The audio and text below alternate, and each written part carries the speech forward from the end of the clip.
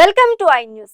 ఇరాన్తో జరిగిన యుద్ధంలో అమెరికా ఎంత భారీ స్థాయిలో క్షిపణులను వినియోగించిందో వెల్లడించే సంచలన సమాచారం వెలుగులోకి వచ్చింది. ది వాషింగ్టన్ పోస్ట్ కథనం ప్రకారం అమెరికా దళాలు ఇరాన్ పై 1300కు పైగా టాక్టికల్ బాలిస్టిక్ క్షిపణులను ప్రయోగించినట్లుగా ఓ అమెరికా అధికారి వెల్లడించారు. అంతేకాదు వందలాది టోమాహాక్ క్రూయిజ్ మిసైళ్లు, 1000కు పైగా పెట్రియట్ THAAD ఇంటర్సెప్టర్లు కూడా వినియోగించినట్లుగా తెలుస్తోంది. దీంతో అమెరికా ఆయుధ నిల్వలపై ఒత్తిడి పెరిగిందనే చర్చ మొదలైంది.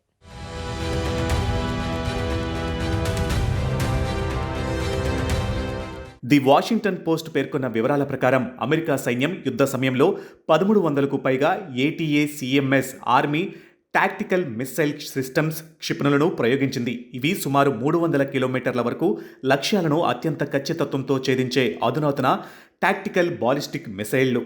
టాక్టికల్ మిసైల్స్ మాత్రమే కాదు, అమెరికా 850కు పైగా టోమాహోక్ క్రూయిజ్ మిస్సైళ్లు కూడా ప్రయోగించినట్లు నివేదిక చెబుతుంది. భూభాగం, సముద్రం నుంచి ప్రయోగించగల ఈ క్షిపణులు శత్రు స్థావరాలు, కమాండ్ సెంటర్లు, రాడార్ వ్యవస్థలను లక్ష్యంగా చేసుకుంటాయి.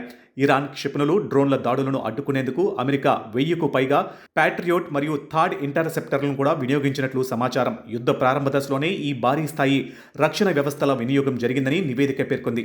ఈ భారీ వినియోగం కారణంగా అమెరికా ఆయుధ నిల్వలు గణనీయంగా తగ్గాయని వార్తలు వెలువడుతున్నాయి.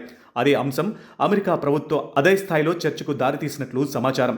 నిల్వల కొరతపై అమెరికా అధ్యక్షుడు డొనాల్డ్ ట్రంప్ మరియు రక్షణ మంత్రి పేటీ హెగ్సేత్ మధ్య క్యాంప్ డేవిడ్ సమావేశంలో విభేదాలు తలెత్తినట్లు ది వాషింగ్టన్ పోస్ట్ కథనం వెల్లడించింది. అయితే ఈ సమాచారం అధికారిక యుద్ధ గణాంకాల రూపంలో అమెరికా ప్రభుత్వం విడుదల చేసింది కాదు. ఇది అమెరికా అధికారిని ఊటంకిస్తూ ది వాషింగ్టన్ పోస్ట్ ప్రచురించిన నివేదిక ఆధారంగా వెలువడింది. కాబట్టి ఇందులో పేర్కొన్న క్షిపణుల సంఖ్యపై స్వతంత్ర అధికారిక ధృవీకరణ ఇంకా వెలువడాల్సి ఉంది.